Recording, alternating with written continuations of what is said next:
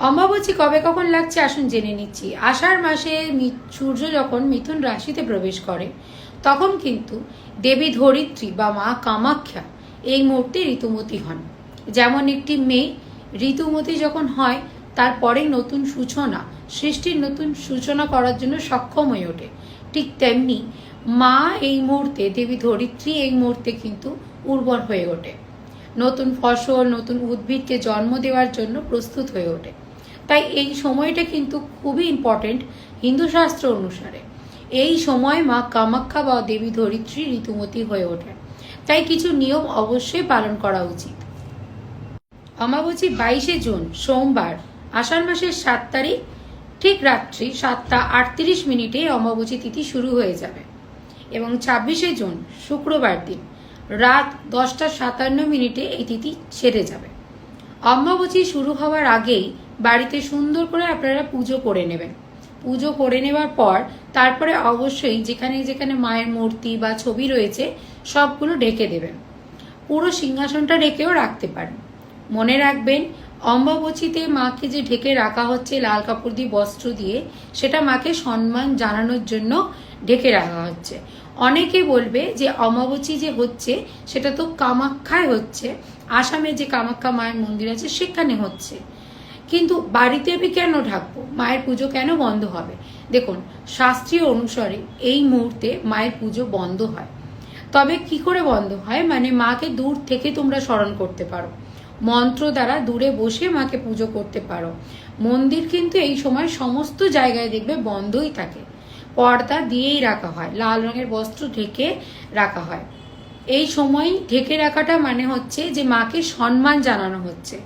একটি মেয়ের যেরকম মাসিক হয়, তাকে যেরকম সম্মান দিতে হবে, সে তো মা, তো তাকে কি আমরা এইটুকু সম্মান দিতে পারি না? মাকে সম্মান জানিয়ে অবশ্যই আপনারা কিন্তু বাড়িতে মাকে ঢেকে রাখবেন এবং দূর থেকে আপনারা কিন্তু মাকে স্মরণ করতে পারেন। অবশ্যই যারা দীক্ষিত, যারা মন্ত্র জপ করেন, তারা দূরে বসেই মন্ত্র পাঠ করতে পারবেন। সাধক যারা রয়েছে তারা তো অবশ্যই পুজো করতে পারে, নতুন করে আর কিছু বলার নেই। এই সময় কিন্তু কিছু নিয়ম মেনে চলা উচিত, যেরকম মাটি খুঁড়ে কোনো কাজ করতে নেই, গর্ত করতে নেই, ভিট পুজো করতে নেই। কোনো বাড়ি হয়তো তৈরি হচ্ছে বা কোথাও কাজ হচ্ছে, সেই কাজ কিছু দিনের জন্য বন্ধ করে দেওয়া উচিত। কারণ মা ধরিত্রী দেবী, তার কিন্তু এই সময় রজস্বলা মুহূর্ত চলছে। শাস্ত্রীয় অনুসারে বলা হয় এই সময় কোনো ভিটের কাজ বা কোনো বাড়ির কাজ বা কোনো আঘাত মাটিতে কোনো কিছু যাতে না পড়ে, সেই হিসেবেই সম্মান জানিয়ে কিছুটা সময় কাজ বন্ধ করে রাখবেন।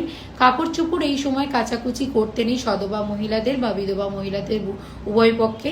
বিশেষ করে থুপে কোনো কিছু কাটতে নেই। এই সময় কেউই নখ চুল কাটবেন না। অবশ্যই এই সময় কিন্তু খুব একটু সাবধানে চলাফেরা করবেন, কারণ এই সময় তন্ত্রক্রিয়াও অনেকটা বেশি হতে পারে। মনে রাখবেন, মা কামাখ্যার মন্দিরও কিন্তু এই সময় বন্ধই থাকে, বাইরের থেকে মাকে পুজো করা হয়। তাই সম্মান জানিয়ে বাড়ির মন্দিরগুলোকে অবশ্যই ঢেকে রাখুন বা দেবী মূর্তিগুলোকে অবশ্যই ঢেকে রাখুন।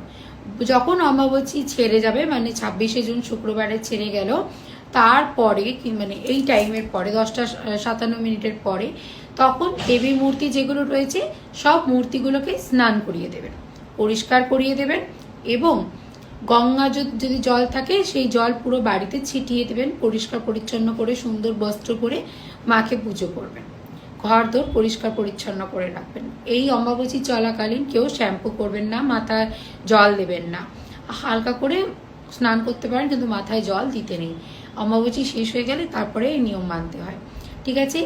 মাকে কিন্তু দূর থেকে আম দুধ অবশ্যই দেবেন এবং আম দুধ সবাইকে খেতে দেবেন। ভিডিওটা কেমন লাগলো জানাবেন। কমেন্ট বক্সে জয় মা কামাখ্যা অবশ্যই বলবেন এবং প্রত্যেকের কাছে শেয়ার করে দেবেন। জয় মা কামাখ্যা। সবাই ভালো থাকুন।